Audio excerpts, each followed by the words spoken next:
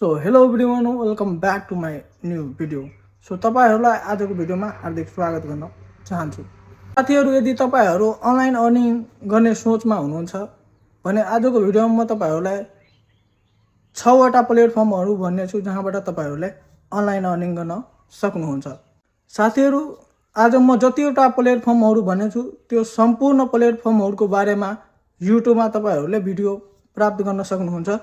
So तपाईहरुले यो video सकाएपछि तपाईहरुले युट्युबमा गएर त्यो आफ्नो प्लेटफर्महरुको बारेमा तपाईहरुले एकपल्ट रिसर्च गर्नु होला। सो साथीहरु पहिलो नम्बरमा रहेको छ युट्युब। साथीहरु तपाईहरुले युट्युबमा आएर तपाईहरुले म जस्तै भिडियो क्रिएट गरेर तपाईहरुले त्यहाँबाट अर्निङ गर्न सक्नुहुन्छ। र सँगै साथीहरु दोस्रो नम्बरमा रहेको छ फेसबुक। तपाईहरुले फेसबुकबाट पनि अब अर्निङ गर्न सक्नुहुन्छ।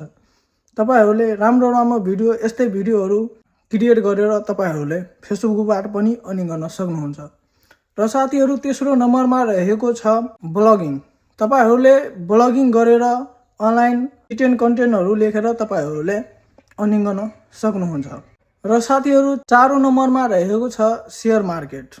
तपाईहरुले शेयर मार्केटमा प्राइमरी या सेकेन्डरी मार्केट होस् तपाईहरुले त्यहाँ तपाईहरुले ट्रेडिङ या इन्भेस्ट गरेर तपाईहरुले त्यहाँबाट अर्निङ गर्न सक्नुहुन्छ। र साथीहरु पाँचौं नम्बरमा रहेको छ फ्रीलान्सिङ। तपाईहरुले फ्रीलान्सिङ गरेर अर्निङ गर्न सक्नुहुन्छ। र साथीहरु 6औं नम्बरमा रहेको छ टिकटक।